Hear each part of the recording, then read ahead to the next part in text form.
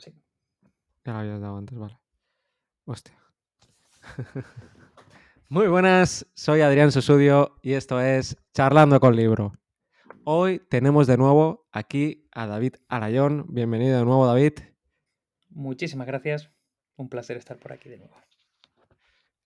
Con David vamos a hablar de muchísimas cosas, de libros que le han marcado, de un libro muy bueno que escribió, que coescribió.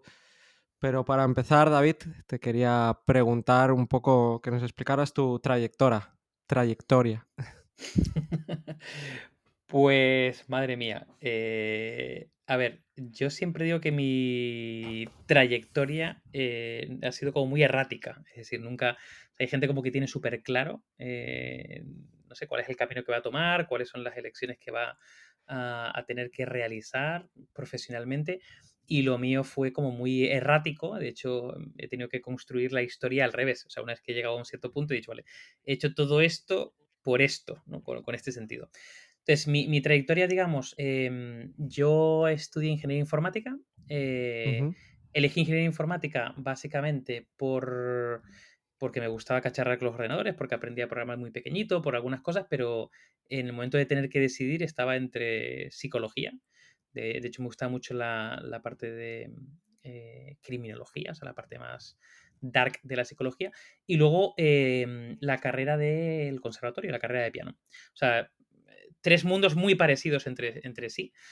Al final escogí ingeniería, pues eso, porque me gustan los cacharros con los ordenadores, me parece que tenía salida y además yo nací en Tenerife y me daba la posibilidad también de irme fuera de las islas y un poco romper esa insularidad que parece que no hay, pero que hay, ¿no? Mm. No solamente, Eso pues, para la gente, ¿no? Que la gente que te escucha el acento y a lo mejor dice es latinoamericano. No, señores, en de dónde España, es? en España hay unas islas y la gente habla así, que a mí me encanta la forma de la que hablan, pero son españoles.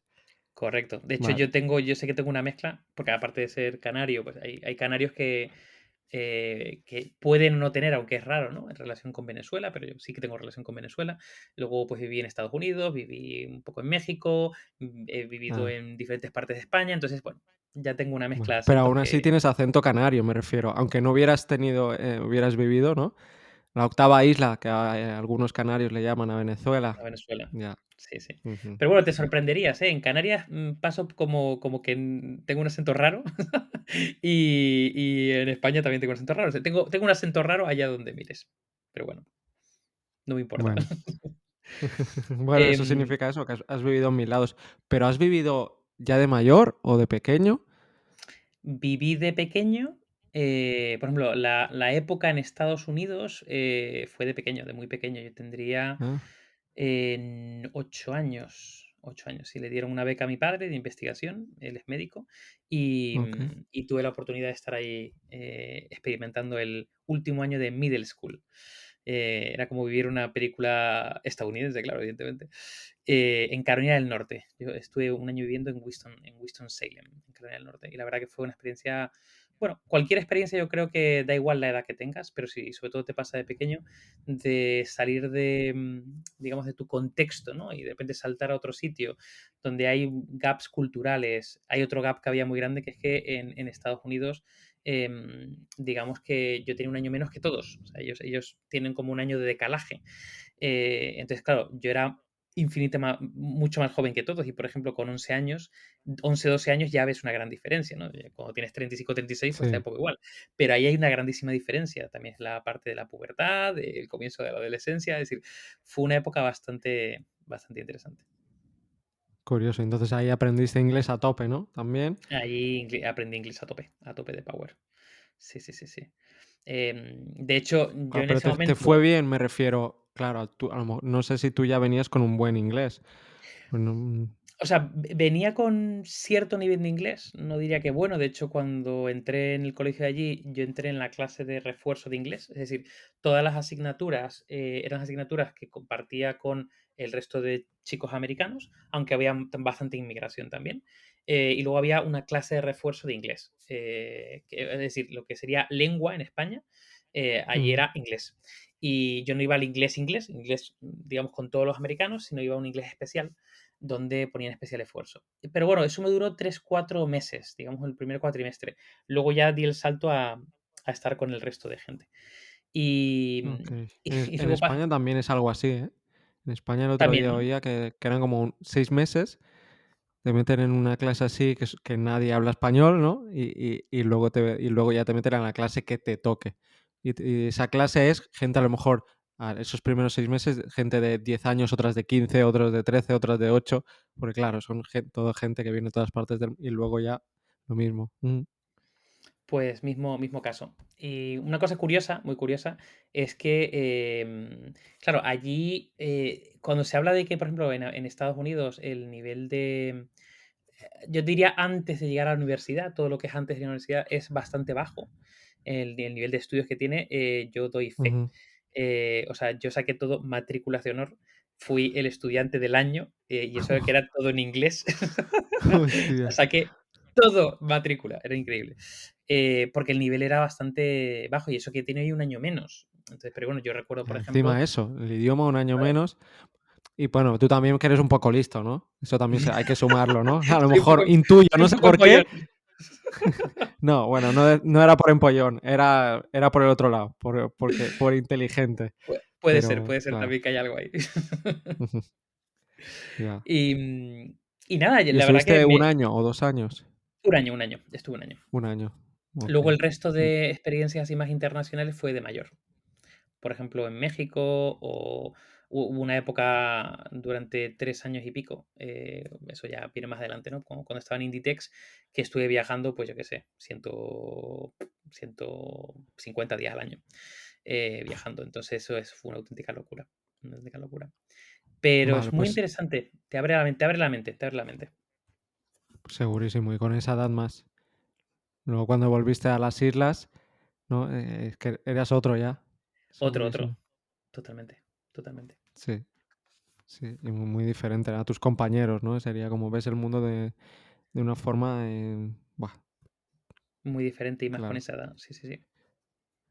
Sí, sí, ya no ves, ¿no? Que eres el centro, y más a esa edad que piensas que eres el centro del mundo o tu gente que son el centro del mundo, de pronto te das cuenta que no. Yo también Eso tengo que decir que tuve mucha suerte porque aparte de esa experiencia en Estados Unidos, mi padre viajaba bastante por congresos médicos. Y fíjate, cuando muy poca gente había salido de la isla, de Tenerife, o incluso haber salido del archipiélago, ya no habían salido, yo ya había estado como en media Europa. Y eso yo creo que también hizo como que mi cerebro se cablease de una forma diferente. mm, Yo creo que estoy sí, seguro. que te hace cablear de forma diferente, te hace que tengas una mente más abierta, sí, te hace incluso más humilde, ¿no? Porque cuando estás como en tu propio contexto no te das cuenta de lo mucho poco que sabes, porque los puntos de comparativa son menores, ¿no? Y de repente sales a un sitio que no tiene nada que ver y guau, todo es un Mm, reto, ¿no? sí, si vas con una mentalidad correcta, pues siempre hay gente que ni así, ¿no? Pero También si es vas con verdad. una mentalidad correcta te aumenta, se multiplica, claro, el aprendizaje, la humildad y todo. Entonces, Total. estábamos que te sacaste la ingeniería informática, ¿vale? Correcto, En la península, te fuiste a en Madrid, Madrid. imagino, y ujú. Exactamente. Tuve una experiencia muy curiosa también, a mitad de carrera. Yo me puse a trabajar en tercero de carrera. em, y bueno, una asignatura de esta super random que tenía de PHP hizo que, bueno, me programase un gestor de contenidos, un CMS. Claro, estoy hablando del 2004, 2003, 2004, 2004-2005 sería. Me programé un CMS, ¿no? Para construir tu propio blog, que bueno, no existían. Estaba empezando a surgir el movimiento blog. Y en ese momento monté mi propio blog, que se llamó Pisito en Madrid, y que tuvo Pisito en bastante Madrid. Pisito en Madrid. Sí, sí, sí. Hace muy Pisito poco. en Madrid. Sigo teniendo el dominio, sigo teniendo el dominio, pero hace muy poquito que ya lo quité el contenido porque no era muy complicado mantener actualizado, digamos, la parte de atrás. El WordPress tenía que hacer un montón de cambios y digo, no me da la vida. Pero bueno, lo tengo ahí por algún día, lo rescataré porque tiene contenido. Bueno, yo por lo menos tengo bastante nostalgia a eso. Pero bueno, me llevó a un mundo muy interesante, que era el mundo de los blogs en ese momento, y tuve bastante buena acogida. Llegué a tener, pues eso, como unas, pues, no sé si eran a lo mejor unas 10.000 visitas al día, unas 15.000, entre 10 y 15.000 visitas al día, lo cual era un buen tráfico para aquella época. Y claro, me empecé a gestionar mis campañas de publicidad que me empezaban a llegar, me empecé a colaborar con diferentes revistas, escribí en Cinemanía, escribí en Personal Computer, escribí en otros blogs. Entonces me empecé a meter como en ese mundo más editorial que, bueno, primero me llevó a empezar a trabajar en un sitio que era bitácoras.com. Bitácoras.com era una red de bloggers, luego ya ahora reconvertida en otra cosa, pero en ese momento era una red de bloggers y eran los que daban los premios a los blogs más importantes de España, seguro, pero diría yo que de habla hispana, ¿no? De toda la hispana. Entonces me metí también en el mundo del community management, me empecé a meter en un mundo que de alguna forma no era tecnológico, porque no era desarrollo como tal, pero rozaba de alguna forma lo digital. Y todo ese caldo de cultivo de meterte en los blogs, en las campañas y demás, me llevó, digamos, a mi primer trabajo así fuerte, aunque pasé una época por las Campus Party también.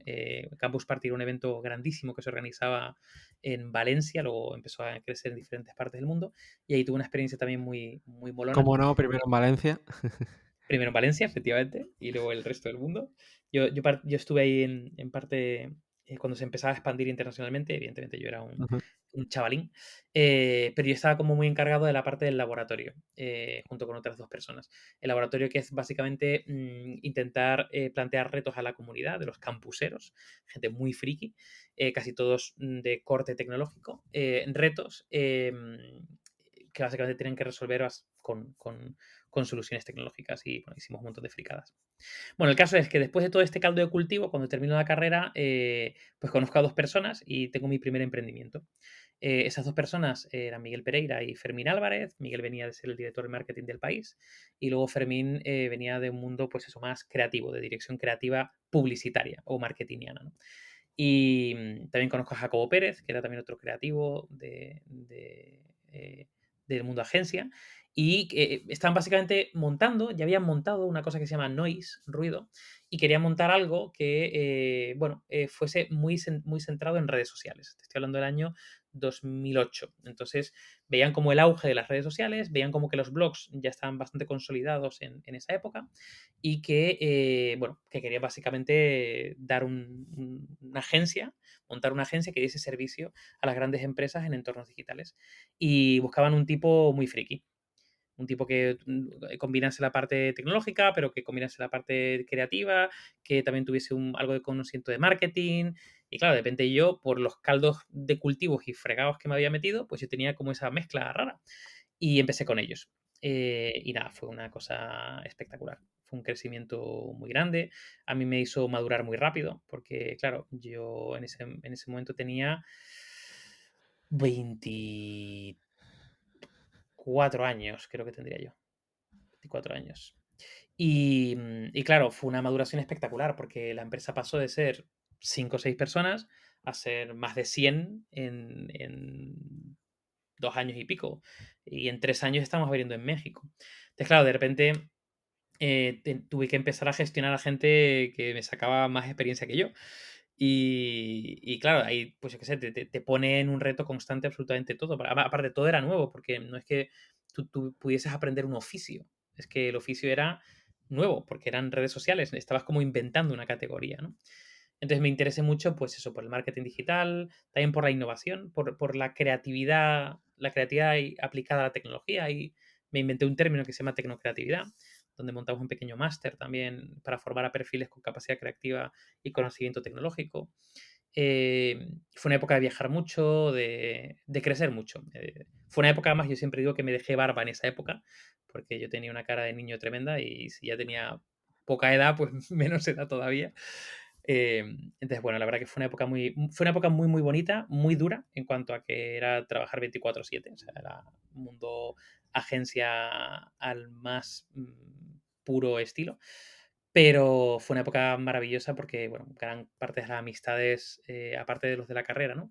De los compañeros de la carrera, las amistades adultas se forjaron ahí.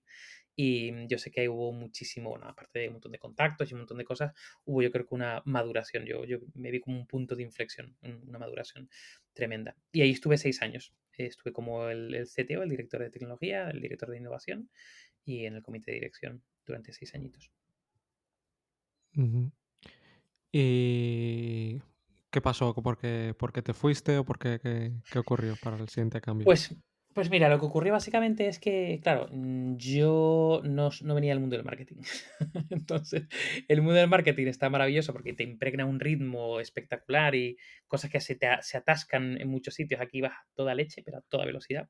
Y lo que pasó realmente es que, me empezó a interesar mucho la parte de visión de producto.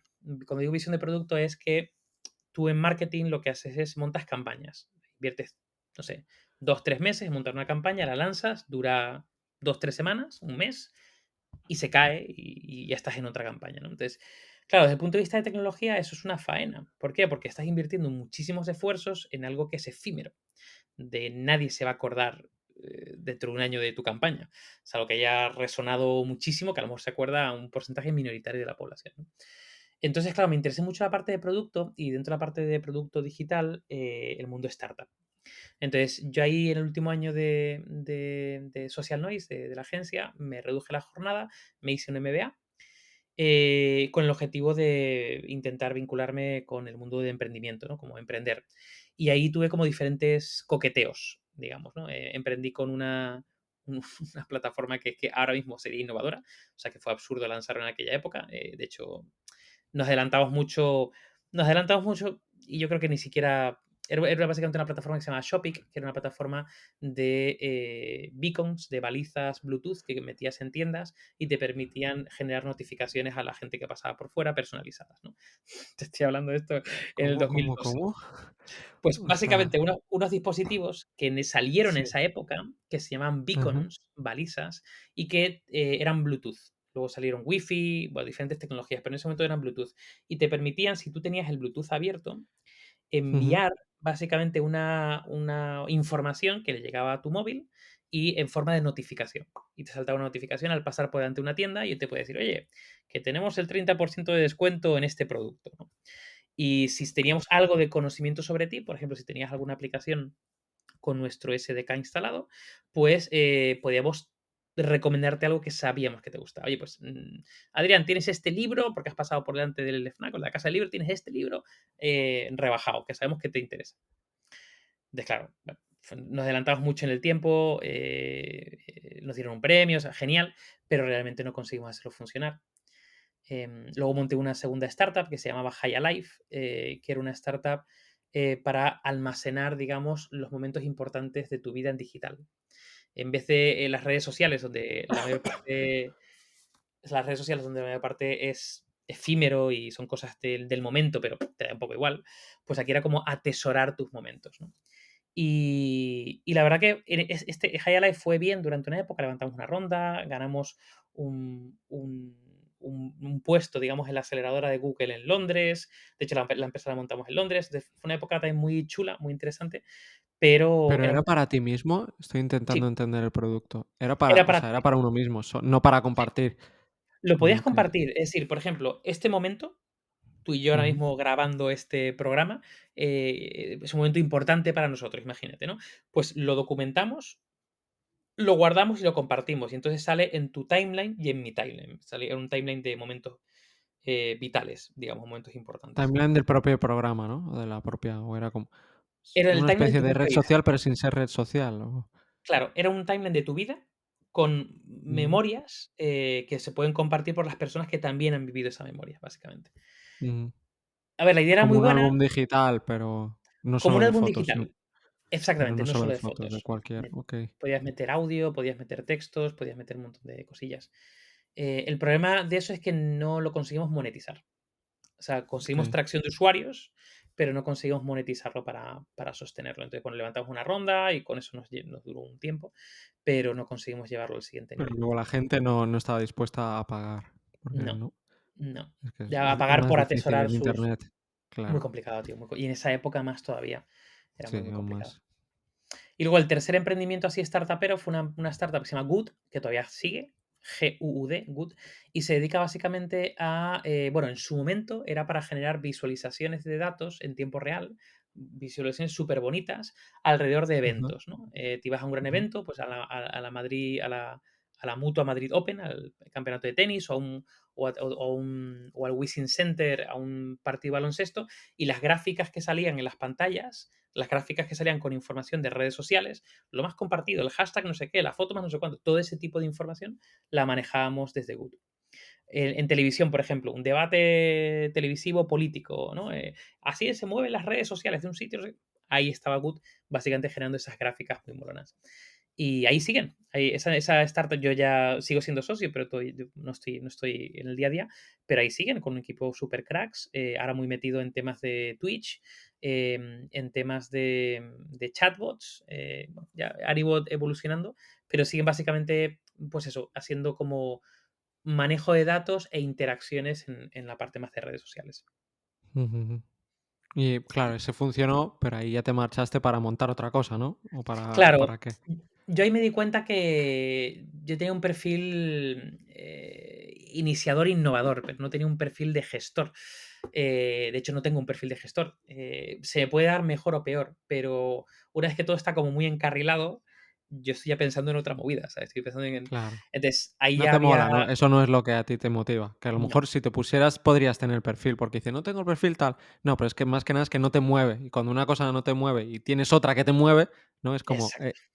ya. Exacto, exacto. Entonces, ahí había gente muy buena. Ahí está Edgar, está Pablo, que son 2 de los fundadores. Hay un equipo maravilloso por detrás que lo gestiona.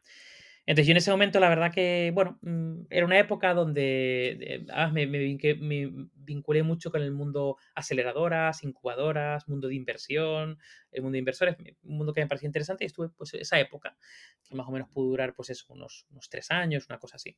Y en ese momento de buscar, como mi siguiente paso, me interesó mucho concretamente la innovación como concepto. Em, encontré también yo siempre digo que lo mío han sido básicamente carambolas cósmicas del destino, que básicamente estoy como abiertas a ellas, ¿no? Hay gente que está cerrada, pues está abiertas. Como que de alguna forma, pues me metí en marketing digital, boom, o redes sociales. Que veo la parte de emprendimiento, startup y tal, boom, me meto. Ahora está en el mundo de la innovación y me surge una oportunidad de una amiga que la había fichado yo en Social Noise, que luego se fue a San Francisco, me hizo una recomendación con una persona que trabaja en Inditex, que quería montar un área de innovación corporativa de Inditex, un área vinculada con tecnología, pero de grupo, o sea, que diese servicio a las 8 cadenas del grupo Inditex. Y Vaya nada, cambio, ¿eh? O sea, de startups a irte a Inditex también vaya cambio, ¿eh? es curioso, tío, pero es que me apetecía ver el otro lado. Es decir, cuando estás Claro. en el mundo startup o en el mundo agencia, estás siempre vendiendo, ¿no? Te tienes que vender. Aquí ya era como, bueno, yo compro, es decir, yo tengo el precio, yo tengo y compro, ¿no? Y Estar en soy el otro lado Inditex además, no soy cualquier cosa, claro. y Uf. soy Inditex. Entonces, bueno, sí, sí, las puertas se abrían rápidamente. Entonces, bueno, fue una época también muy interesante porque otra película, claro, te vas a vivir yo me fui a vivir a Coruña, fue una época de viajar por muchos sitios y donde tenías retos muy complejos, porque eran retos casi siempre vinculados con base tecnológica, y lo que pasa es que eran retos que, claro, cualquier variable que tocabas en Inditex, como pues ha llegado a 3 millones de personas en un pilotito, ¿no? O cuando voy a montar algo, de repente, yo qué sé, en una tienda, pues al cabo de X tiempo, pues ya no he utilizado 250.000 personas, ya tienes datos para mejorar aquello, ¿no? Fue una época muy guay porque también me metí en algo que nunca me había metido, que era la parte física de las cosas. Es decir, nosotros en nuestra área montamos las cajas autocobro de Inditex, montamos los probadores conectados o los probadores interactivos, montamos el punto de ¿La recogida caja online o de autopago? O registro. sea, Sí, cuando tú co vas a una tienda de Inditex, por ejemplo, un Zara o un Pull&Bear ahora mismo, yo creo que Massimo Dutti también, bueno, la tuvo en su momento, un Bershka yo creo que las tiene, pero sobre todo Zara y Pull&Bear, tú te vas y en vez de irte a la cola de caja y que te desarme las prendas un cajero, mm, una a persona de tienda, a pagarte tú mismo, ¿no? Como tienen claro, muchos supermercados. exactamente, tú metes las prendas dentro de un sitio, te lee básicamente las prendas, las desalarmas con esa alarma que ¿Y tiene, eso cuándo fue? ¿En qué año fue eso? 2014, Guau, 2015. hace ya 8 años, o sea, me refiero, ahora ya es más común, pero hace 8 años, Claro, era mucho menos y en el mundo de la moda súper poco, porque a lo mejor en grandes superficies tipo IKEA o tipo Leroy Merlin era más común, pero como que en el mundo de la moda no se veía. Y, por ejemplo, una cosa que ahora mismo se ve muy poco y nosotros la montamos en el 2017, eran los puntos de recogida online automatizados. Es decir, estos puntos de recogida que son como tipo cajeros, ¿no? Que mm, los típicos los lockers lockers. ahora de Amazon tan famosos. Exactamente. Bueno, pues eso lo testamos nosotros en el 2016 y lo descartamos porque básicamente si tú recibías 300 paquetes, necesitas un locker de 500 paquetes, porque la gente tarda X Claro. tiempo en recogerlo. Entonces, claro, era imposible disponer de ese espacio, ¿no? Entonces dijimos, vale, ¿cómo se puede meter todo como escondido, ¿no? Y encontramos una fórmula que era el típico silo de farmacia, pero a lo grande, es decir, una especie de cajero donde tú vas, tú escaneas un QR que te llega y por detrás hay un sistema de bandejas que te va sacando las bandejas Okey. con un brazo robotizado y te lo... Entonces, bueno, esto claro, en el 2017 era súper, súper innovador. Ahora lo sigue siendo y no sé ahora el recorrido. Cuando me fui a Inditex estaría puesto en unas 12 o 13 tiendas esta solución. Y ahora yo creo que ya supera las 100 seguro. O sea, ya está bastante implantado. Pero fue una época bonita porque me tocó lidiar con la parte física, también la parte digital, también la parte de e-commerce, pero a nivel de equipo nos tocó lidiar mucho con los retos digitales, pero físicos. Trabajamos de la mano con el equipo de Mezcla. arquitectura, de tienda. Fue bueno, un proceso de aprendizaje también muy, Superdivertido. muy guay, muy guay. Sí. Tuvo sus Y momentos duros probadores, también. has dicho también, ¿no? Probadores de También. En probadores pero pro hicimos bastantes pilotos, sí. O sea, hicimos pilotos que no funcionaron, pero bueno, había que intentarlo. para eso son Eh, pilotos. para eso son pilotos, aunque hay mucha frustración en el mundo empresa cuando algo no funciona, aunque tú digas que es un piloto y que es para aprender, Ya, pero le cuesta a las compañías aprender de los errores. Pero, por ejemplo, diseñamos un prototipo de cabina. Las cabinas normalmente las cabinas de probadores se montan en obra. Es decir, tú vas físicamente a la tienda y ahí te la montan, ¿no? Casi como si fuera ujú, de obra, ¿no? Nosotros diseñamos las cabinas como si fuera un producto conectado. Es una cabina donde el interior de la cabina está todo lleno de tecnología, donde tenías pues el control de las luces, tenías una antena RFID que permitía leer lo que te estabas probando dentro de la tienda. En un tipo de prototipo tenía una pantallita táctil donde una vez que te leíamos las prendas que tú te probabas, te salían en esa pantalla y tú podías decir, oye, tráeme esta talla o esta que me he equivocado, ¿no? Y había una notificación en el equipo de tienda que te la traía, ¿no?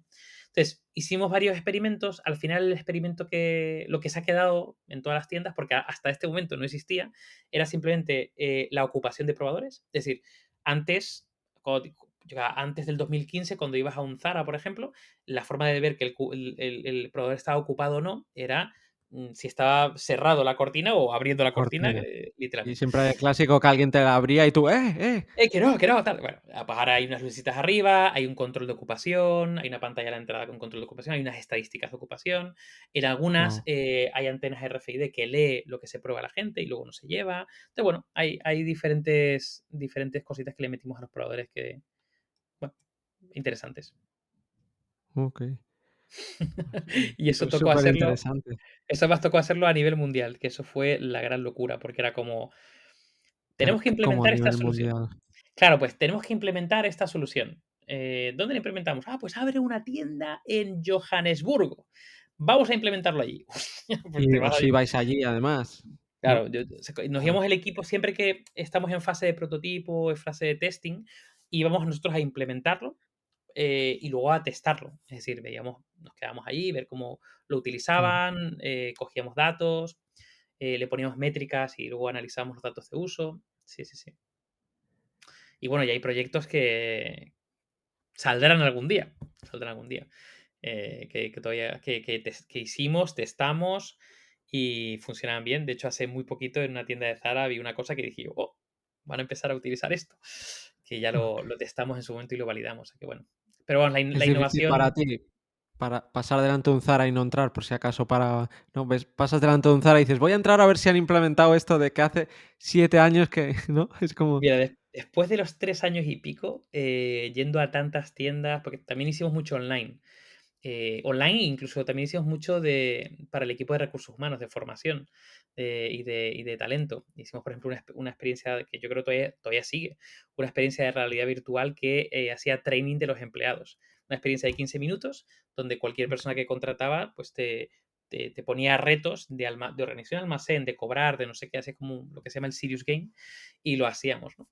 Pero bueno, donde más tiempo estuve fue en tienda. Y ya tengo como una especie como de defecto donde entro a un sitio y estoy todo el rato mirando pum pum, no sé qué tal. O sea, ya me fijo Claro. en la organización. Tengo ya como esa tendencia. Pero sí, sí, no se me ha quitado, aunque ha pasado ya tiempo que Señor, ¿qué quiere, señor? ¿Le puedo ayudar? Y tú ahí mirando por todos los lados. estoy mirando al Déjame que techo. estoy he venido a En trabajar, plan, déjame. ese punto wifi podría leer. O sea, ya estoy como flipando. Sí, sí, sí, sí. Qué bueno. ¿Y Pero bueno, hasta fue qué una año época muy estuviste bonita. allí? Pues ¿Hasta qué año?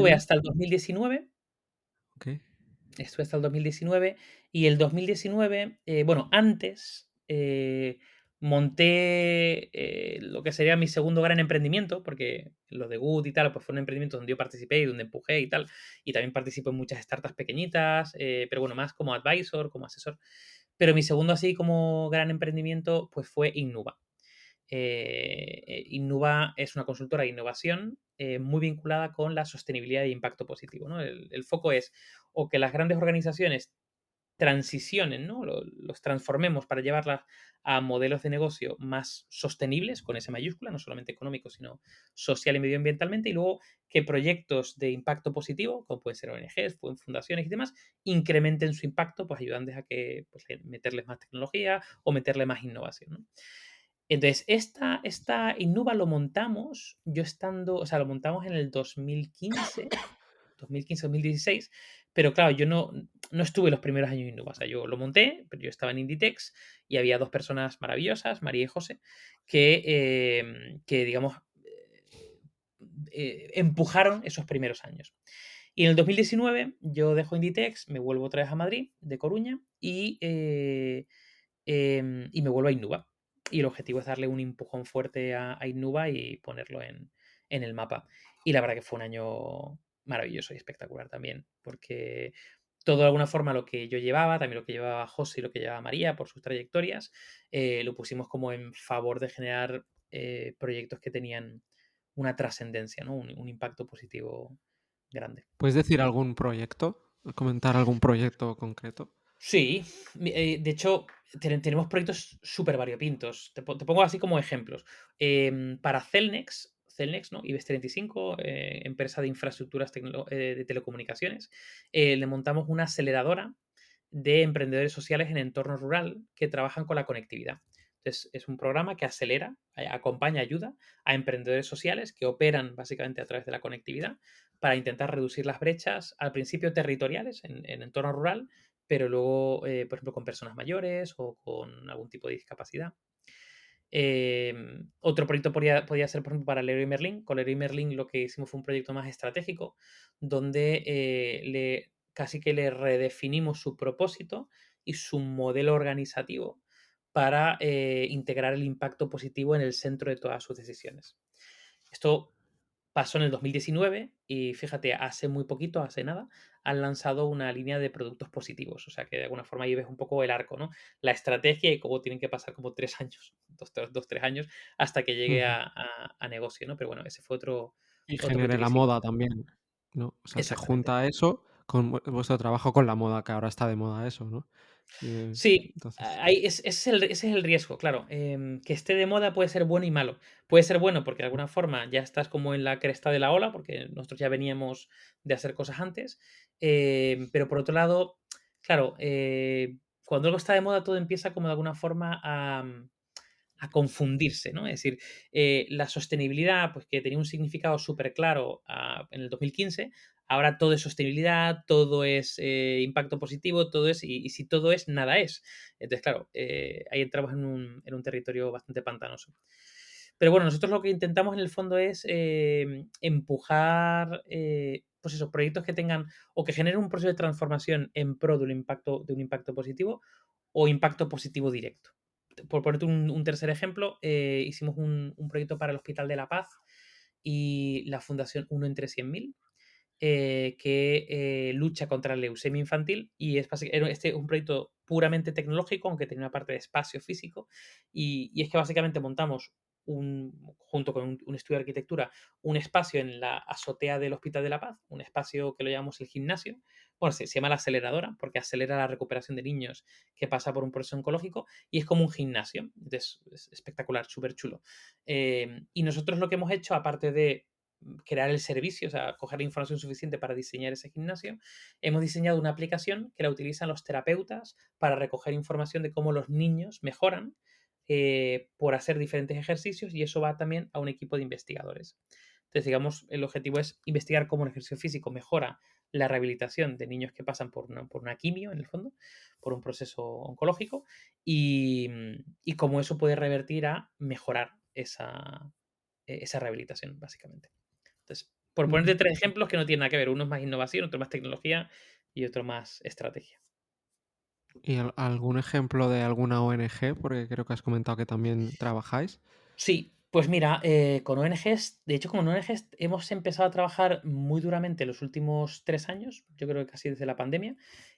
Por ejemplo, con Greenpeace, el año pasado le rediseñamos la nueva estrategia de Greenpeace, es decir, hubo un cambio de dirección, y hubo muchas dudas sobre cuál debería ser el rol de Greenpeace en este nuevo estado de la sostenibilidad.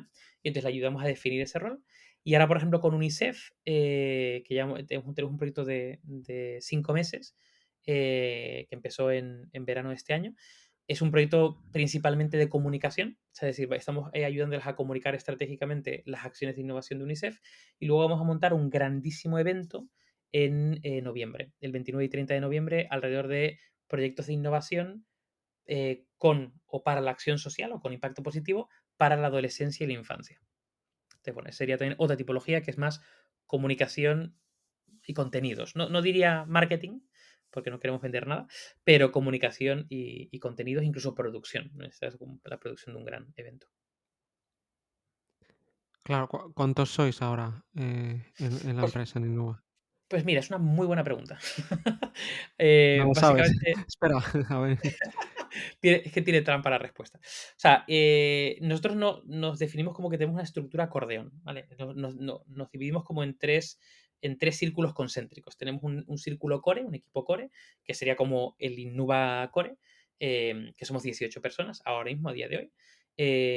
Y casi todos, bueno, venimos de sitios muy diferentes todos, porque mundo de ingeniería, mundo del planning estratégico, la sociología, la antropología, de el más la consultoría de negocio, pero de alguna forma todos tenemos como esa mentalidad de diseño, ¿no? De diseño estratégico y de impacto positivo.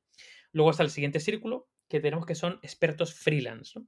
Son freelance que metemos por proyectos y que nos traen conocimiento experto o apoyo en diferentes áreas, ¿no? Y ahí pues podemos tener unas 13, 14 personas relativamente recurrentes, ¿no? En ese segundo círculo. Y luego en el círculo ampliado, en el último de todos, están empresas. Cuando tenemos que hacer, por ejemplo, un desarrollo tecnológico, o tenemos que hacer una producción de un evento, ¿no? Toda la parte de producción, por ejemplo, audiovisual. Claro, nosotros no tenemos esos perfiles internos, sino que lo que hacemos es montar un squad, montar como un equipo especializado para ese proyecto. Y normalmente el equipo está formado por parte equipo core, parte expertos y algunas empresas. Y con eso armamos proyectos y lo llevamos a cabo. Claro, es que eso también te lo preguntaba, porque claro, estás hablando de grandes empresas y grandes ONGs, o sea, Greenpeace, o sea, sería como la número uno, ¿no? Incluso UNICEF, da igual, son como, claro, Sí, cómo llegas o cómo llegáis a trabajar con esas empresas? ¿Cómo consigues que confíen, aparte, no solo trabajar con ellos, sino confiar en algo como cámbiame la empresa por dentro y cámbiame la estructura, que es como lo más delicado, ¿no? Es como dentro de lo que puedes hacer es lo más delicado y lo que más confianza requieren, ¿no? totalmente. Pues a ver, la respuesta tiene, yo te diría que tiene como, te voy a dar dos respuestas, o una respuesta tras de otra. A ver, ¿cómo llegamos a esa gente? Claro, aquí yo diría que la forma a la que hacemos la venta, tanto yo como José, ahora por ejemplo ha entrado una persona súper experimentada que es Maritza, que fue una de las fundadoras de Designit, que es una consultora de innovación. de alguna forma venimos, o sea, tenemos trayectorias muy ricas en cuanto a contactos.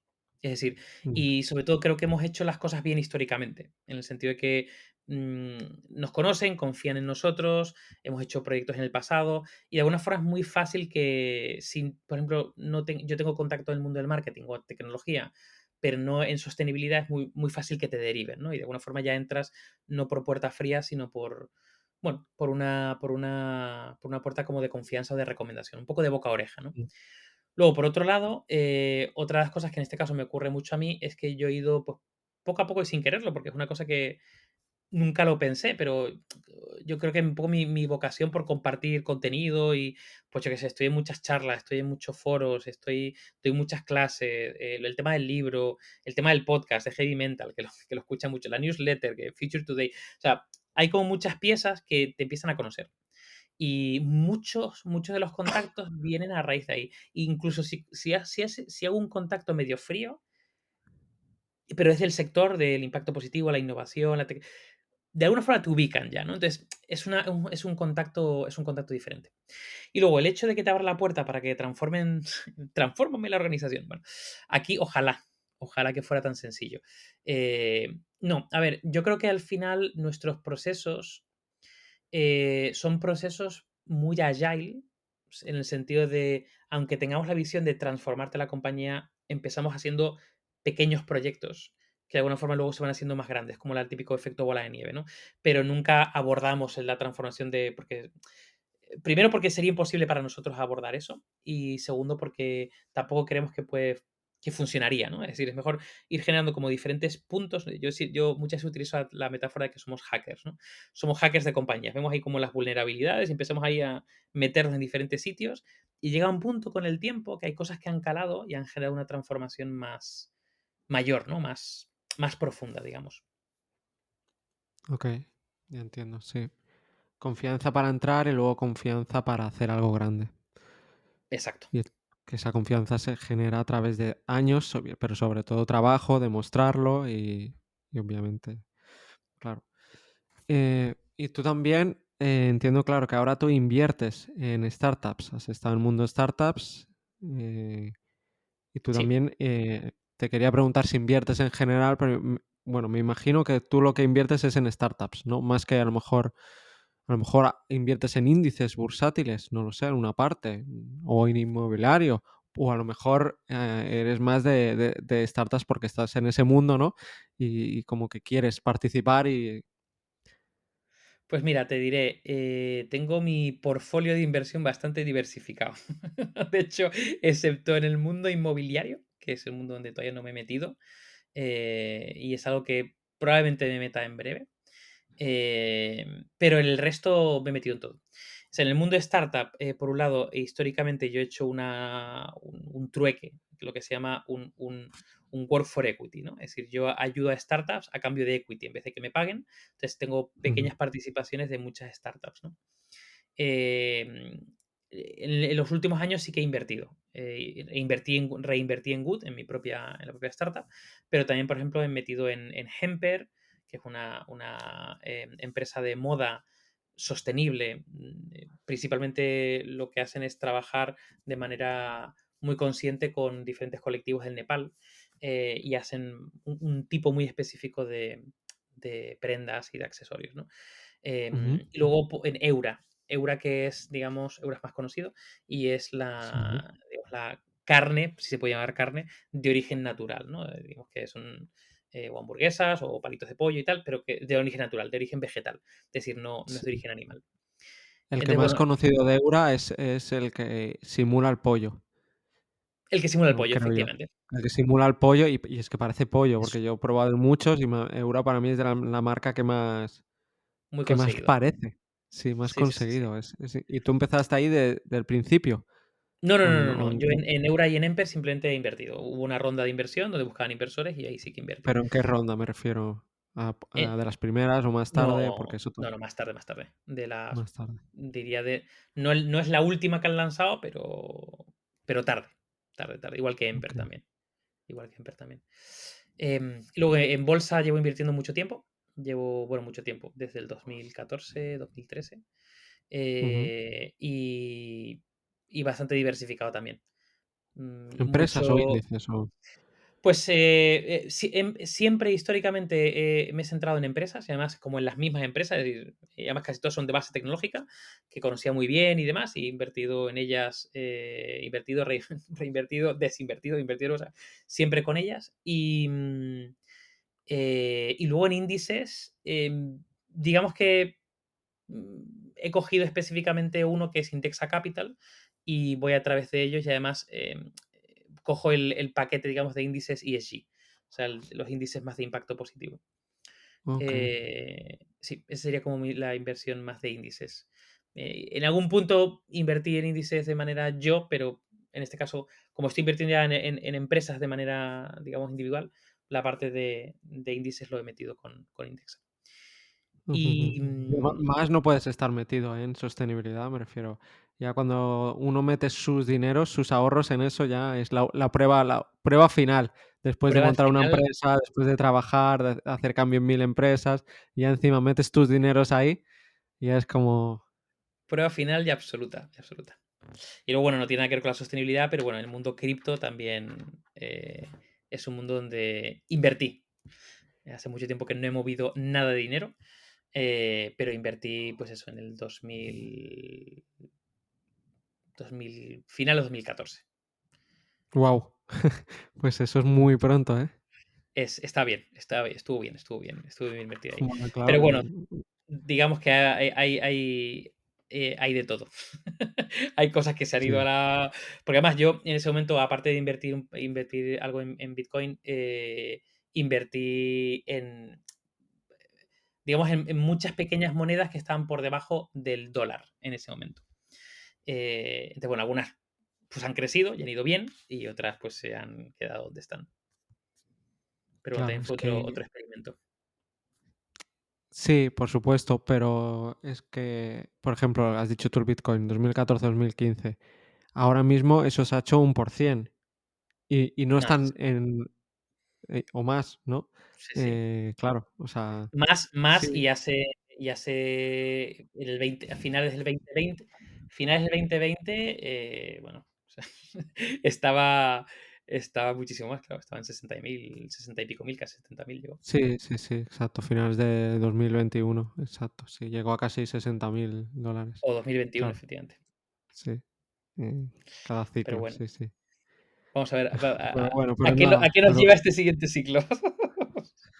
sí.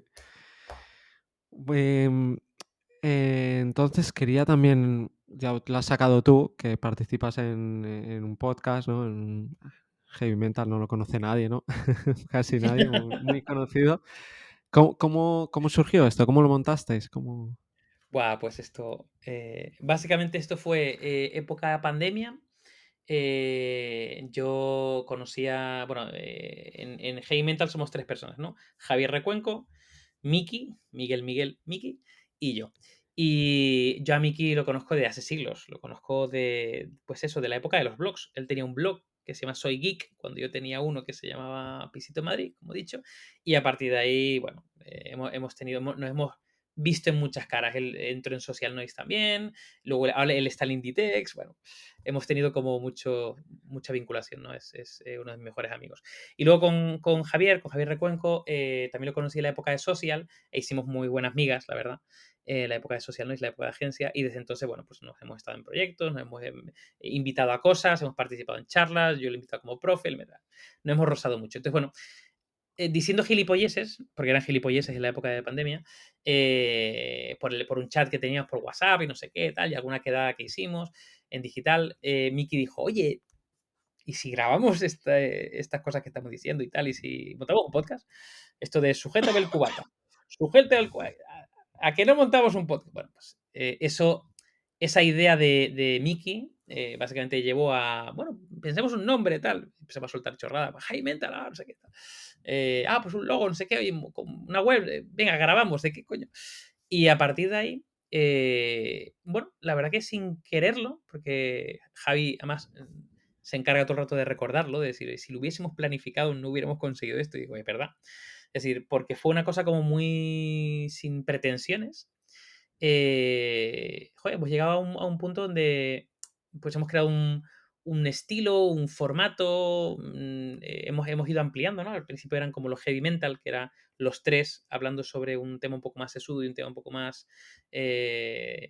chorra, por decir una forma, pero siempre con bastante criterio, sin tapujos, ¿no? Luego saltamos a los light mental, metimos un invitado. Luego está, pues, Mickey haciendo el friki y los night mental, que es como una especie de él en Twitch haciendo streaming. Yo estoy con los speed mentals, que son píldoras de un minuto, donde traigo un concepto. Em, Javi y Mónica Quintana montaron porque no he montado otro, no sé si lo montará Están algún por el día, segundo ahora, a ver si saca el segundo, un Death uno al Mental, que año. era el Death Mental, que era como para muy cafeteros. De alguna forma, estamos ahí, y la verdad que hemos generado una comunidad muy, muy majeta. Y, y fíjate ahí, o sea, yo no creo que seamos muy conocidos, pero bueno, dentro de un núcleo de gente somos bastante conocidos, dentro de como una Claro. burbuja, como tú decías antes, ¿no? Y Pero la fíjate, gente os ya, queréis mucho, además, o sea, tenéis una comunidad sí, muy fuerte, muy muy fuerte, muy que os fuerte. sí, Eso es una maravilla. Y bueno, lo que nos pasa es que pues nos reconocen en diferentes sitios, sobre todo a Recuenco. A mí, yo, por ejemplo, doy muchas clases y en las clases siempre hay alguien que te escucha y te lo dice.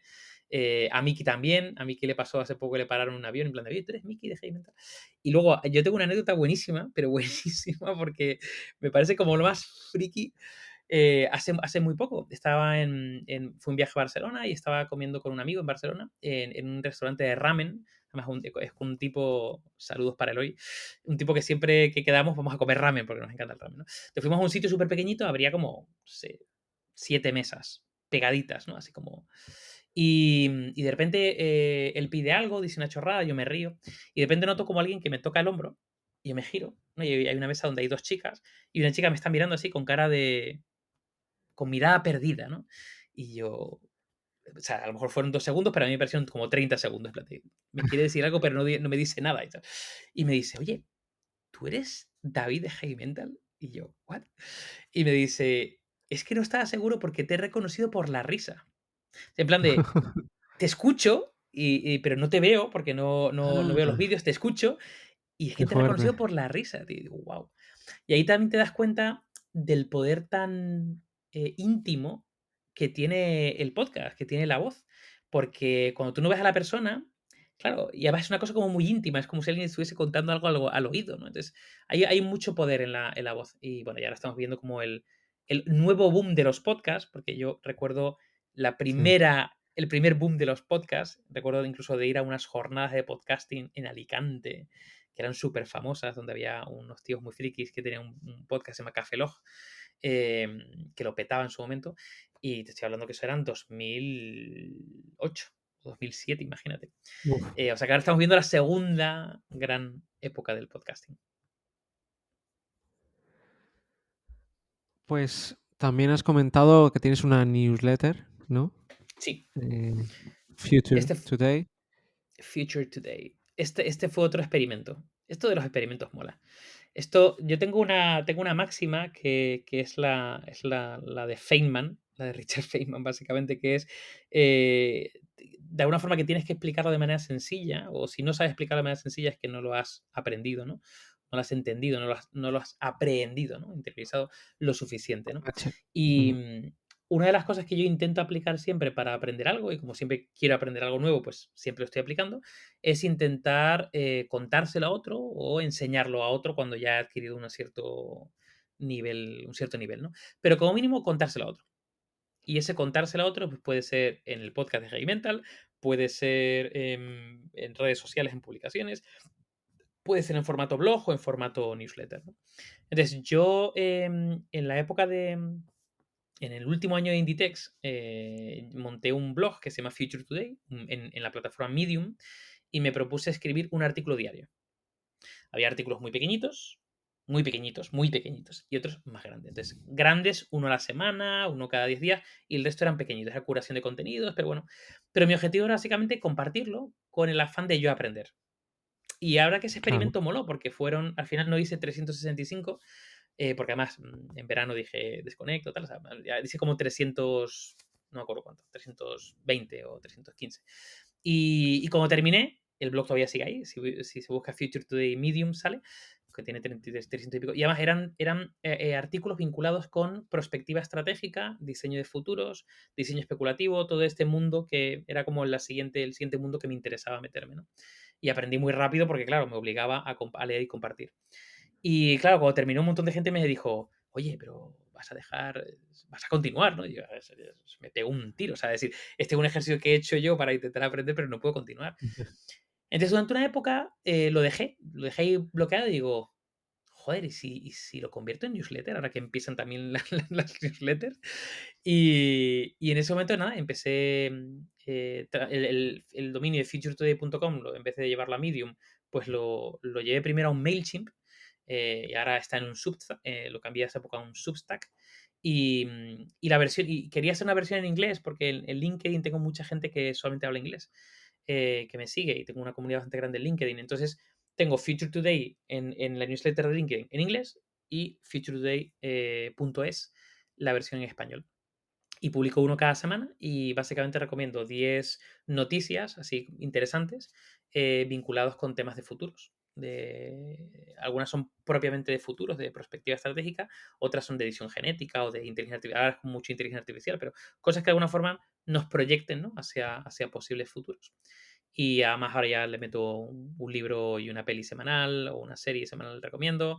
Luego tengo a ChatGPT que le pregunto cosas y de vez en cuando ahí pongo conversaciones que tengo con ChatGPT. Bueno, le meto ahí un par de plugins que le he metido por ahí. Mm, y como estás tú siempre en esta innovación del futuro y estás siempre investigando, me atrevo a preguntarte, ¿qué innovación ves a 5 años que crees que va a estar ahí y que va a ser una locura, o a lo mejor que no lo va a ser, ¿no? Que puedes decir, esto puede, y luego dices, pues en verdad yo pienso que no lo va a ser, o, ¿sabes? Algo así. Si nos vamos a más años, creo que sería especular demasiado, pero se puede probar, ¿no? Pero lo que tú veas, pregunta abierta. Bueno, no, bien, interesante. O sea, a ver, hay una, hay una ley, que no es una ley como tal, es como la ley de Moore, que no es una ley, pero bueno, la mayor parte o históricamente se ha cumplido. Ahora lo ponemos un poco en Sí. jaque, ¿no? Pero bueno, hay una ley que se llama la ley de Amara, de Roy Amara, que es el fundador de una fundación que se llama Institute for the Future, Instituto para el Futuro, de Palo Alto. Y él tenía una frase que decía que los seres humanos normalmente sobreestimamos el futuro inmediato y subestimamos el largo plazo, ¿no? Es decir, creemos que todo va a ocurrir más rápido de lo que realmente ocurre y luego nos es muy complicado pensar que dentro de 15 años o 20 años o 25 años va a pasar algo y va a pasar todo, seguro. Entonces, una de las cosas, por ejemplo, que creo que no están todavía aquí, y de hecho el año pasado fue el año de, y tampoco estaba aquí, es el metaverso. O sea, yo el tema del metaverso como concepto, porque luego por debajo podemos hablar de muchas tecnologías, de realidad virtual, de realidad aumentada, de realidad mixta, ¿no? Que tienen una cierta maduración. Yo llevo cacharrando con realidad virtual pues desde que salieron las Oculus, las primeras Oculus, ¿no? De hecho, tengo todas las Oculus que han salido desde el comienzo, tengo ahí una pequeña colección. Ujú, Y yo creo que el metaverso como concepto todavía no está. No está porque no hay una adopción suficiente, porque no hay una inversión suficiente. Hay criterios objetivos que te llevan a pensar que eso no va a estar ahí en 3, 4 años. Y entonces le queda todavía recorrido, ¿no? Por otro lado, ujú. las inteligencias artificiales generativas, la inteligencia artificial general como concepto, ¿no?, como ámbito, lleva desde los años 50 consolidándose, ha tenido grandes momentos de acelerón, ha tenido luego grandes, lo que se llaman los inviernos de la IA, ¿no? Momentos de congelación de la IA por falta de inversión y demás, pero es algo que ha tenido un recorrido en el tiempo sostenido, ¿no? Y ahora con las IA generativas, que están de moda, creo que la IA en general seguro que va a ser como la gran tecnología que va a cambiar muchísimas cosas. Es decir, la veo de aquí a 5 años cambiando todas las industrias, literalmente. Es lo que se suele llamar una foundation technology, una tecnología fundacional, como que te genera un ecosistema de cambio gigante a todos los niveles. Como fue Em, Internet, pues... como fue Internet, como fueron los smartphones, como fue Internet, efectivamente. Ujú. Como fueron los ordenadores personales, los PCs originales, son tecnologías fundacionales. Y luego, algo que, por ejemplo, se habla relativamente poco, pero yo creo que va a ser el mega boom, Y se habla poco porque no ha llegado todavía a nosotros, de alguna forma, de manera, pues como la IA generativa, como ChatGPT o Midjourney y tal, es esto lo que tiene que ver con edición genética. Edición genética nos va a llevar a todo lo que es la parte de edición genética, incluso la biología sintética, ese entorno que es como mucho más científico y mucho más técnico y está mucho más alejado, yo creo que va a generar como el siguiente gran punto de inflexión de la humanidad, literalmente. Ahí revierte todo, revierte la longevidad, revierte el transhumanismo, revierte la humanidad aumentada, revierte la carne, por Humanidad ejemplo, aumentada. humanidad aumentada, sí. Sería Este, o sea, humanidad como que aumentada. Sí, mira, el humanidad aumentada es un concepto que normalmente viene del transhumanismo. Y básicamente lo que nos viene a decir es que los seres humanos, pues tenemos una serie de capacidades y habilidades y competencias y demás, pero están limitadas con nuestra propia biología. Entonces, okey. si podemos hackear nuestra biología, podemos aumentar nuestras capacidades, ¿no? Históricamente, aumentar nuestras capacidades ha estado vinculado con incrustarnos tecnología, es decir, nos convertimos en Ujú. cyborgs de alguna forma, pero con la edición Llevar genética, gafas, ya solo con llevar gafas, con el teléfono que lo tienes en la mano, por muchas cosas ejemplo, esas ya. Pero, hay pero no estás claro, hablando a nivel ahora no estás hablando a nivel tecnológico, ¿no? Entiendo, es a nivel de a nivel de edición genética, el de edición editar genética. nuestro propio genoma para vivir más tiempo, para incrementar nuestra vista, incrementar nuestra capacidad cognitiva. Y esto, o sea, esto puede de alguna forma hacerse por medio de, vamos a decir, sustancias, ¿no? Se habla mucho de los nootrópicos, por ejemplo, ¿no? Que de alguna Sí. forma nos puedan incrementar ciertas capacidades, pero la capacidad definitiva va a ser, evidentemente, edición genética. De todas maneras, Y edición eso genética es. en unos 5 años o así, A ¿crees ver, que? es que la edición genética lleva mucho tiempo entre nosotros, Pero aún no ha muchísimo pegado el tiempo. boom, ¿no? Es como No ha igual que la pegado el boom, inteligencia artificial, hasta hace poco claro. no, pues a lo mejor puede pegar el boom, ¿no? No ha pegado el boom porque todavía no ha habido ninguna killer app, ¿no? Es decir, el boom de la IA generativa ha ocurrido con ChatGPT, y luego con muchas más, Mm, pero sobre todo con ChatGPT. Esa es la sí. killer app, ¿no? No ha habido una killer app todavía de la edición genética o de la biología sintética o este tipo de mundos. Ha habido como diferentes momentos, ¿no? Yo recuerdo hace años, ¿no? Que salió el tema de los biohackers, ¿no? Y los kit para editarte tu genoma y tal, y te podías modificar una chorradilla y tal. O puedes generar, yo qué sé, peces que brillan en la oscuridad, porque le editas un. O sea, ese tipo de experimentos a bajo escala. En un momento se pensó que esto iba a ser como el gran boom, ¿no? Pues ahora se va a democratizar. Y es como, espera, espera, esto es una puta locura. Porque ya hay temas éticos, temas morales, temas científicos, temas médicos, o sea, ya te metes en un berenjenal, ¿no? Entonces, hay suficientes trabas como para que eso no ocurra, pero basta que haya una killer app, basta que haya algo que democratice de manera sencilla y segura, entre comillas, para que algo empiece a Mm, acelerarse de tal manera que se convierte en imparable. ujú. Pues eso va a ser una locura. Antes o después llegará y va Sí, a vamos ser a otra vivir locura. momentos maravillosos. Eso Sí. espero. Em, me quiero ir, también que has comentado Upgrade, el libro Sí, que coescribiste con Mónica Quintana, que ya estuvo por aquí. Y, ¿puedes explicar brevemente de nuevo de qué va el libro? Mira, para los que nos están viendo, lo ha enseñado ahí. Segunda edición, además, seguro. la que Sí, tiene. sí. Y, ¿nos puedes explicar brevemente de qué va el libro? Pues mira, el libro lo que pretende es compartir un modelo de 13 competencias que cualquier profesional debería incorporar para seguir siendo relevante en el futuro, o sea, o con visión de futuro. Hay competencias más vinculadas con lo que nosotros llamamos el sistema operativo, que básicamente es nuestra forma de procesar y de entender el mundo, como por ejemplo puede ser pensamiento crítico, o puede ser aprender a aprender o aprender de manera más efectiva.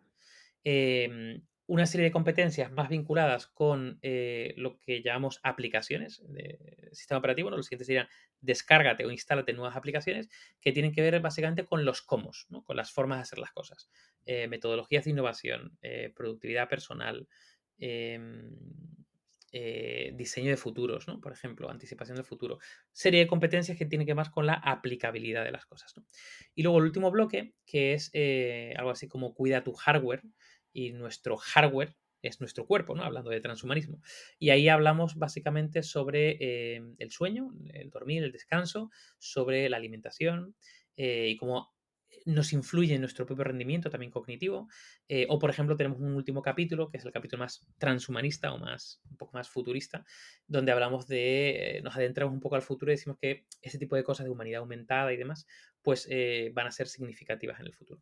Entonces tenemos ese modelo de competencias, sistema operativo, aplicaciones y hardware, esa metáfora humano-máquina, para intentar que, bueno, ser, dotar o compartir ese modelo para que los profesionales, independientemente de edad, industria o lo que sea, pues lo incorporen, ¿no? También con esta filosofía de decir, de recuperar un poco a los polímatas, ¿no? O recuperar a los hombres y mujeres del Renacimiento, a Ujú. los... Amplitud también que se le llama. Ujú, Exactamente, ahí está el libro de David Epstein, ¿no? El libro de Range, de ujú, amplitud, donde el objetivo es generar perfiles que tengan amplitud y profundidad en diferentes ámbitos, ¿no? A los ujú, neogeneralistas también podríamos hablar de ellos.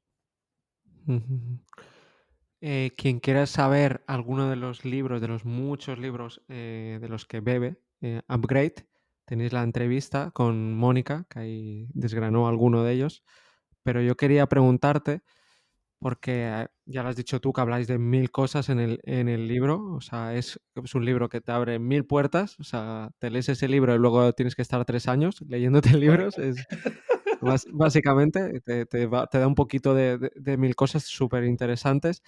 Em, yo quería preguntarte, porque hay un capítulo que habláis de cómo conocerse a uno mismo, Sí. que nos dijeras alguna herramienta que a ti te guste en particular para conocerte. Pues a ver, Mónica ya comentó el diario, ¿vale? Te digo, Mónica ya habló vale. del el diario, ¿vale? Para que... Mira, yo hay dos herramientas que las compartimos en el libro y que a mí me gustan mucho y creo que son muy efectivas. Una es más tuya y otra es también tuya, pero la tienes que compartir con otros. La que es más tuya es una herramienta que, si mal no recuerdo, porque muchas veces pensamos que lo dijo fulanito, pero realmente fulanito se inspiró en otro. Yo creo que en este caso creo que cogemos la fuente original, del libro de Stephen Covey, el de hábitos de gente altamente efectiva, los 7 hábitos. Y entonces él plantea uno que es el visualizar básicamente tu funeral y visualizar la gente que ha ido a tu funeral y qué es lo que van a decir de ti, ¿no? Y que de alguna forma eso te haga reflexionar sobre lo que dirían de ti, por qué lo dirían, cuál es el recorrido, ¿no? Que has tenido, cuáles son tus prioridades, ¿no? Que has tenido en la vida para que eso ocurra, ¿no? Y es un ejercicio muy interesante, no solamente, digamos, del pasado, sino también prospectivo, ¿no? Es decir, vale, pues a lo mejor ese no sería el funeral que me gustaría que ocurriera. Es decir, ¿qué me gustaría que ocurriera en ese funeral si algún día yo me muero, ¿no? Y de alguna forma, pues plantearte casi tu camino futuro. Entonces, bueno, ese ejercicio es muy interesante porque te ayuda a conocer eh, cosas que nunca te ha planteado. Tiene que ver, también tiene que ver mucho con la filosofía estoica, ¿no? Y el memento mori, ¿no? Pero cuando te acercas un poco a esa muerte, a tu propia muerte, la visualizas, emergen de ti muchas cosas que no emergerían en ningún otro contexto, ¿no? Y luego la otra herramienta que se utiliza más mucho en el mundo de empresa es la ventana de Johari. La ventana de Johari es una herramienta donde realmente el cuadrante más interesante, por lo menos para mí, es básicamente cuando tú descubres lo que piensan otras personas que tú no conocías, ¿no? Es decir, Y esas personas flipas. flipas, flipas. Lo que otros piensan de ti y que de alguna forma tú ni te sospechabas que eso ocurría, ¿no? También es interesante ver las cosas que tú crees que piensa la gente de ti, ¿no? Y corroborar y tal. Pero sobre todo cuando obtienes realmente las visiones de otras personas y dices tú, ostras, que soy así, o que me ven así, o que flipas en colores y es un espejo maravilloso, pero Mm, maravilloso. ahí también tengo que decir que flipas primero, porque te sorprendes y segundo, porque como cada persona te pone una etiqueta, te dice que eres de una forma y a veces lo que te dicen uno y otro es justo lo contrario, ¿no? ¿Sabes? Totalmente.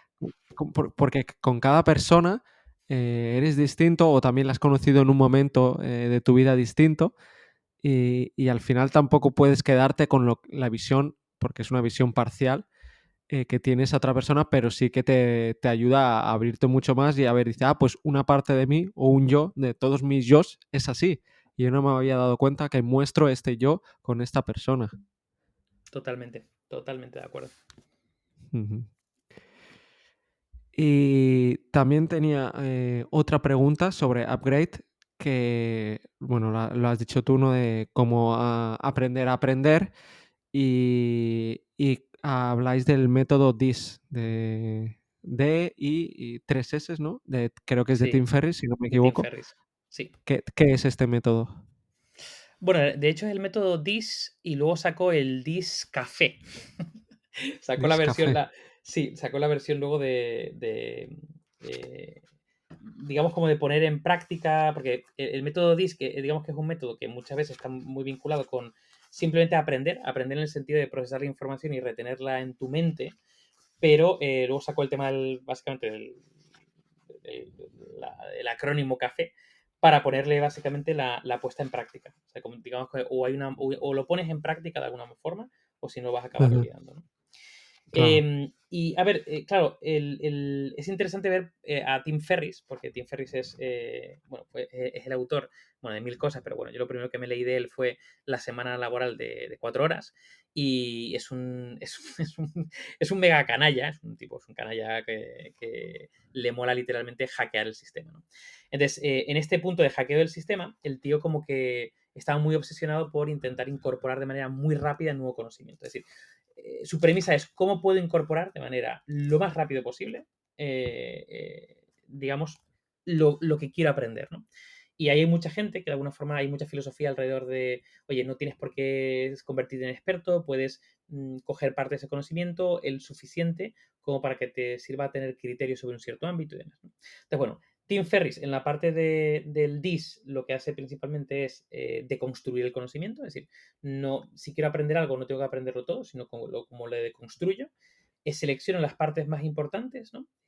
Aquellas que de alguna forma, no, siguiendo un poco esa ley de Pareto, ¿no? Pues ese 20% que va a representar el 80% siguiente. Luego, como darle un sentido secuencial, es decir, ordena las cosas de manera secuencial, y luego básicamente márcate retos, ¿no? Ese sería como el DIS original, ¿no? Que es como deconstruir, seleccionar, secuenciar y luego stake, ¿no? Que son las apuestas. Eh, y luego le metió como el plugin del café, que básicamente lo que viene a decirnos es básicamente la puesta en práctica. Él habla, el café, si mal no recuerdo, hablaba como de la C, creo que era de comprensión, es decir, una vez que tienes todo, tienes que de alguna forma interiorizarlo, como comprenderlo. Luego la F creo que era frecuencia, es decir, como que tienes que repetir, o sea, repítelo para poder incorporarlo. Y luego la E creo que era algo así como de encoding. Si me no creo que era encoding, que básicamente lo que viene a decirnos es intenta codificar esa información para memorizarla de manera más rápida, ¿no? Cuando dice codificarla es utiliza metáforas, símiles, acrónimos, mnemotécnicas, ¿no? Utiliza este tipo de técnicas para memorizarlo. Entonces, bueno, ese es como el discafé que utiliza el Tim Ferriss. Mm, me quiero ir ya a las preguntas más canónicas. Venga, La primera sería un libro que te marcó en la infancia o adolescencia, uno o varios. pues mira, esto es súper curioso, o creo que es curioso. Yo llevo muchísimos años, y cuando digo muchos años es a lo mejor 20 años, sin leer novela. Es decir, yo lo que leo es divulgación y ensayo. Ujú. Pero todo lo que marcó mi adolescencia y mi infancia fueron novelas y fueron ficción. Y concretamente hubo yo tuve ahí como un flechazo intelectual con Sherlock Holmes y con Arthur Conan Doyle y digamos que todo lo que es la gama de Sherlock Holmes me flipó. Pero el libro que recuerdo con mucho cariño, y es un libro que cuando me regalaron, porque yo era muy fan de Sherlock Holmes, me lo regalaron y yo dije, esto no puede llegar ni a la suela del zapato de Sherlock, ¿no? Y curiosamente fue un libro que me fascinó y creo que llega al nivel de Arthur Conan Doyle, que es el libro de Gastón Leroux, El misterio del cuarto amarillo. El misterio del cuarto amarillo para mí es como me marcó totalmente, me dejó flipando. Okey. ¿Y cómo? No lo conozco, la verdad. Sherlock Holmes sí, también fue uno de los que más pillé en la biblioteca, entonces, de Pues los Misterio libros del que me Cuarto acuerdo Amarillo adolescente. es como un Sherlock, es como un Sherlock, un Hércules Poirot, ahí coge de eso, pero es que es una maravilla cómo está contado y es que hasta las últimas 3 páginas dices: "Es imposible, es imposible". Maravilloso, maravilloso. Okey. ¿Y de dónde bebes tú ahora ficción? A lo mejor de series, de películas. Sí, O como, sobre todo por ejemplo, Javi Recuenco es de cómics. Dice: es de yo no leo cómics. ficción". Digo: "Ya, pero te estás todo el día devorando cómics. La ficción por algún lado sale". Entonces, tú, en tu caso. Yo, a ver, yo, principalmente series y pelis, principalmente. Luego Okey. luego tengo cómics, pero lo que pasa con los cómics es que hay veces que incluso los compro después de ver las pelis o las series, ¿no? Y para releérmelos y tengo mi colección de cómics. Pero principalmente series y pelis. Sí, sin duda alguna. Vale. Em, no me quiero meter en el mundo ya de esto, porque es que si no podemos estar todo el día. No me quiero. Te querría preguntar, pero a la vez, hay que seleccionar, ¿no? Vale. Eh, el libro que más has regalado. Pues mira, el libro que más he regalado, aparte de Upgrade, que lo he regalado mucho, probablemente haya Siempre sido que el pregunto esto, muchas veces digo: "Aparte del tuyo". claro, Porque siempre que pregunto es sí. probablemente sea o alguno de, Taleb o alguno de Harari. Me sale que probablemente el libro que más he regalado ha sido Homo Deus, probablemente Homo Deus, y si no es Homo Deus, probablemente Antifrágil. Ujú. Y Homo Deus, todas las es básicamente, ¿no? Creo que este no me lo he leído, me he leído Homo Sapiens. Homo Deus no me lo he leído, Homo Sapiens no, Sapiens a secas. Em, Era sobre el futuro, ¿no? Ahí se moja más sobre el futuro. Correcto. Entonces, El te gustó. Entiendo que si lo has regalado mucho, es que hay muchas cosas que estás de acuerdo o que piensas que pueden Claro, a mí ocurrir. me gustó, me parece que es un libro, o sea, ahora mismo, Harari está siendo muy criticado, ¿no? Por la sobresimplificación de muchas cosas en Sapiens, y porque hay teorías que parece, ¿no? Que están desmentidas y que él pone como ciertas en Sapiens. También ahora mismo es que le llaman para cualquier cosa, porque ahora es personaje público. Entonces, hay que comentar un partido del Madrid, pues le llaman a él, ¿no? Entonces le llaman para cualquier cosa y entonces yo creo que pierde un poco de rigurosidad quizá el verle en tantos sitios. Pero dicho esto, me parece que después del pedazo de ejercicio que hizo en Sapiens, lo pone en una magnífica predisposición para proyectar el posible futuro, ¿no? Porque ha recorrido un pasado muy lejano, ¿no? De hecho, hay una herramienta en diseño de futuros que es mira el doble hacia atrás de lo que quieres mirar hacia adelante, ¿no? Si quieres proyectar a 10 años, mírate 20 años. Si quieres proyectar 50 años, mírate 100 para atrás como mínimo, ¿no? Entonces, creo que después de ese pedazo de ejercicio que hizo, le pone una disposición magnífica para hacerlo. Entonces, Homo Deus me parece que está muy bien escrito. Me parece que, bueno, toca claves bastante interesantes. A mí una que me llama mucho la atención es el tema del dataísmo, casi como de nueva religión basada en el dato y en el algoritmo y ahora en la IA.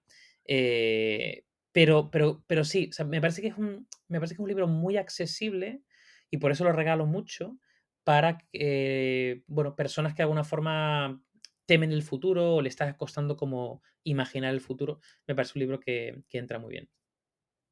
Como para empezar está muy bien, como Sí, para introducción sí, a pensar en el futuro, ¿no? Ujú. exacto. Eh, ¿Un libro que regalarías a tu peor enemigo? ¿O un libro que no te haya gustado? Pues mira, este me ha costado, ¿eh? Me ha costado porque soy bastante tiquismiquis seleccionando los libros y casi todos los libros que me leo, me gustan. Pero hubo uno, o sea, hubo muchos, ¿vale? Que no me han gustado. Pero concretamente hubo uno muy reciente que digo, cómo me la han colado. Y no es que el libro sea malo, ¿vale? Pero no me gusta cómo está planteado. Y ahora me explico. El libro es el de Michael Lewis, el Deshaciendo Errores. el de Kahneman, Ibersky y tal, no sé qué. Vale, el problema de ese libro es que es un libro con demasiados ejemplos. Es decir, es un libro con demasiada narrativa. O sea, Michael Lewis es que se pasa 3 pueblos, hablando sobre el fútbol americano y luego no sé qué, y luego la anécdota de no sé cuánto y tal, y es como, a ver, yo es que no tengo tiempo para esto. Es decir, o vamos, o sea, porque claro, por otro, pero no es como Taleb, que el Taleb utiliza metáforas súper inteligentes para no sé qué, no sé cuánto, sino me parecía que eran como mucho contenido vacío de significado. Era como relleno, como, oye, hay que escribir un libro de 600 páginas, entonces tienes 4 ideas clave y le meto 400 páginas de anécdota. Entonces, eso es lo que no me gustó de Michael Lewis. Y de hecho, te diré, un libro que me gustó mucho es el de Epstein, el que no hemos nombrado antes, el de Amplitud, el de Range, pero me parece que Epstein también tiene ese deje de sacar un montón de ejemplos ahí que dices, a ver, por Dios, Sí, ¿no? Me fue quedó claro la con, me quedó claro principal. con los dos primeros. Exacto. Fue la principal crítica que hicimos en el Club Lindy. Nos lo leímos en el club de lectura, en el Club Lindy, y la principal crítica a Amplitud fue esta. Qué Claro, pesado que con tantos ejemplos se van de un extremo al otro, de no dar ejemplos e historias a lo otro. Y el de Deshaciendo Errores yo no me lo pude acabar. Porque por dos cosas, lo que has dicho tú, que se hace pesado, también como que no me acaba de convencer cómo está escrito. O sea, no, no, aparte de lo que insustancial, no me engancha. O sea, la forma de escribir no me engancha. Y como yo ya me había leído Pensar rápido, pensar piensa despacio, otros despacio, libros, claro, y era claro. como, No me está aportando no me nada. está aportando nada. Básicamente, y no lo pude acabar. Sí. Pues Ujú. estamos igual, estamos igual. Te quería preguntar, bueno, un libro que no te hayas podido acabar, aunque no sé si te lo acabaste, pero bueno. No me lo, eh, no me lo acabé, no me lo acabé. vale, Pero bueno, esto pasa igual. del no me ha podido acabar, fíjate, intenté volver a la ficción, a leer una novela de ficción este verano. Bueno, no, mentira, a finales del año pasado y todavía no lo he acabado. Y es que me pasó una cosa, que es que, bueno, amigos me decían, oye, tienes que leerte la novela del problema de los tres cuerpos. El problema de los tres cuerpos. Si quieres volver a... Digo, venga, voy a leerme. Entonces, yo me acuerdo fui a una librería, que más El me iba a ir primero, que es de... una trilogía, claro. El Empezaste con primero, el el primero. primero. Claro, entonces, fui a una librería, porque además a mí hay cosas que leo en digital, pero cuando me quiero sumergir en el libro profundo, me lo leo en físico, ¿no? Entonces, y claro, me sacaron un tomaco así, que diciendo, ostras, y este es el primero, digo, ¿me puedes sacar? Exacto. Entonces Y me es más sacaron, corto, ¿eh? y ese es más corto. O sea, cuando me Cada, sacaron todo, cada uno digo, es oh. más largo. Sí, sí, sí, y es Entonces, más nada, digo, corto. mira, le dije, mira, que le den por culo, me lo compro en digital, porque no voy a llevarme el tomaco ese de viaje. Entonces, me lo compré en digital y no he podido, tío, no he podido. No he podido, pero porque yo creo que me he acostumbrado ya a otro estilo de lectura y ahora cuando me meto en narrativa y encima en ficción, o sea, en novela y encima, uf, no, me cuesta horrores, tío, me Yo cuesta creo, horrores. David, porque retomaste la novela con un libro difícil para retomar la novela. Yo me lo he leído, el primero y el segundo, el tercero ya dije no, o sea, pero el ¿En primero y el serio? segundo me gusta. El, Y puedes decir que no cuando te has leído los dos primeros. sí, sin ningún problema. Sí, sí. Bien, Porque bien, me bien. gustaron mucho, pero ya el segundo me costó más acabármelo. Era como lo estoy disfrutando, pero a la vez me está costando. No es, Ya. hay partes que no, que cuestan más, luego otras que son más fluidas. Y entonces dije, no, no quiero estarme con un tercero y estarme un año leyéndomelo. Pero me gustaron mucho. Pero el mismo autor, Cixin Liu, tiene un libro que yo es el que recomiendo, que es La Tierra Errante. No sé si No, lo conoces. Luego han no, hecho una no. película y son cada capítulo, cada episodio es un relato corto. Entonces no hace falta que ¿sabes? Te lees uno, luego te lees otro y es una pasada. Son una locura. Y eso es mucho más fácil, porque te acabas un capítulo y ya te has acabado una historia. Luego empiezas otra y no están relacionadas entre ellas. Entonces es más fácil si te gusta ese tipo. O si quieres empezar una trilogía de ficción, la clásica Fundación. Es mucho más. Bueno, Y ahora me la he vuelto a leer. pero Seguro que te la Fundación sí que leíste, me ¿no? la leí. Sí, ya me la Pero te leí, la eso puedes me la leí. volver a leer, claro, después de 20 años, es que yo me la he vuelto a leer y es mucho Claro. más fácil. Hace nada me la he leído y vamos, es que en un momento son más cortitos, no sé si eran 300 páginas, algo así, y son mucho más fácil, ¿sabes? Vale, pues me pero lo me la apunto. Por cierto, la peli de la Tierra Errante, claro, es que yo no lo sí, conocía el título, en inglés es The Wandering Earth. Claro, Wandering Earth, The Wandering Earth yo sí que la vi y me pareció una fuma, o sea, aparte que la peli no es buena, no sí, es buena. muy buena. La idea puede ser buena, pero es tal fumada de idea que me pareció una fricada de peli. Pero bueno, me la vi igualmente porque, bueno, tenía que vérmela.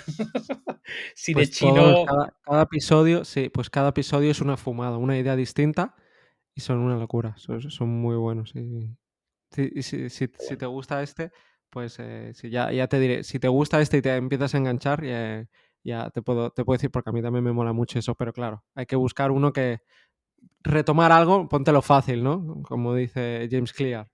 Claro, empezaste con totalmente. uno muy bueno, pero no para empezar. Probablemente, te tomo la palabra. Ujú. Bueno, es lo que opino yo, bueno, eso es lo que me ha ocurrido a mí, es pura No, no, experiencia seguro que propia, ¿no? seguro que tienes razón. Y que te quería preguntar si algún libro más que no hayamos comentado que sea de tus favoritos. Que digas, me ha faltado hablar de este libro que buah, Madre me mía. cambió la vida o me encantó. Pues, bueno, es claro, estoy rodeado de libros, o sea que puedo inspirarme aquí de lo que tengo a mi alrededor.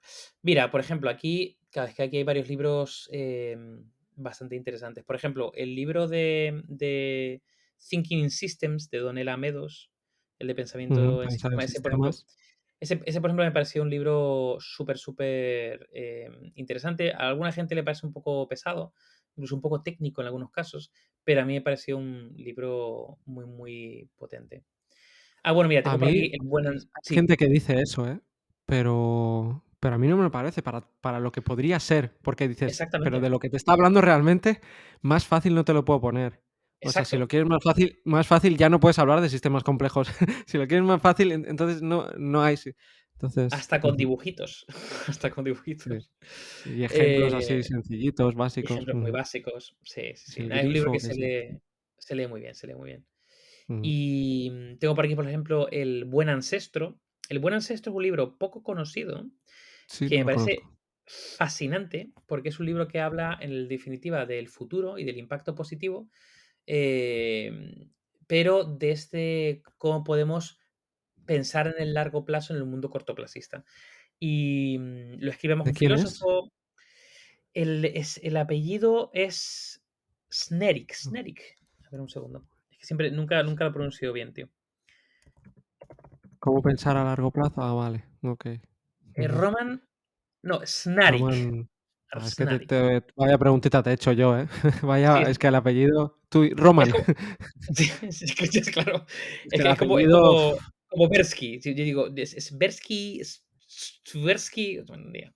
sí. Pues, sí, ese es otro libro súper, súper potente. A mí me parece fascinante la mirada que tiene ese libro, sí. Ujú. Sí, por ponerte 2. Y luego tengo aquí otro, por ejemplo, también maravilloso, que a mí me cambió mucho. Bueno, es un libro que durante mucho tiempo utilicé así como libro de cabecera para dar sesiones y clases de aprendizaje efectivo, que se llama Cómo aprendemos, de Stanislas Dehaene, que es un neurocientífico francés. Y, el Cómo aprendemos es un libro que es de base científica, o sea, saca un montón de experimentos y demás, pero se lee muy fácil y luego coge un espectro muy amplio, tanto de aprendizaje, vamos a decir, juvenil hasta aprendizaje adulto, o sea, te coge el espectro completo. Y ya te digo, es un libro que se lee muy fácil y te da un montón de consejos y de trucos de cómo aprender de manera más efectiva. Ujú, ujú. Qué bueno. Pues, y ya para acabar, me gustaría preguntarte, ¿quién te gustaría que viniera al podcast? Bueno, esta pregunta es complicada porque o sea, ha habido mucha gente que ya conozco. Sí. No hay tanta gente hiper fanática de libros que se devora libros. Pero bueno, una persona que no ha venido todavía, aunque a lo mejor está por venir, pero no ha venido todavía, sería Val, de Polímatas. Val Ujú, sería un gran candidato para venir aquí a contar su movida, porque es de las personas que más libros veo que lee. junto contigo, básicamente porque tiene tiene una comunidad específicamente de lectura, bueno, comunidad a la que pertenezco yo, Sí. y es increíble el nivel de devorar libros que hay ahí. Sí, está pendiente que venga, está pendiente. A ver si algún día conseguimos que venga. Ujú. Pues Nada, Val es David, mi candidato. sí, estoy de acuerdo. Muchísimas gracias por haber venido, Nada, un em, placer. por, haber sido un invitado tan bueno, tan, abierto, tan mojado, has contestado a todo, has puesto 1000 ejemplos, no sé, yo estoy encantado, estoy encantadísimo de no me esperaba, pasármelo tan bien, haber estado tan a gusto contigo, te lo digo en serio, David. O sea que Qué bueno. muchísimas gracias. Gracias a ti, Adrián. Un súper Hasta la placer y espero que próxima, la gente también lo encuentre interesante. segurísimo. Chao. Chao.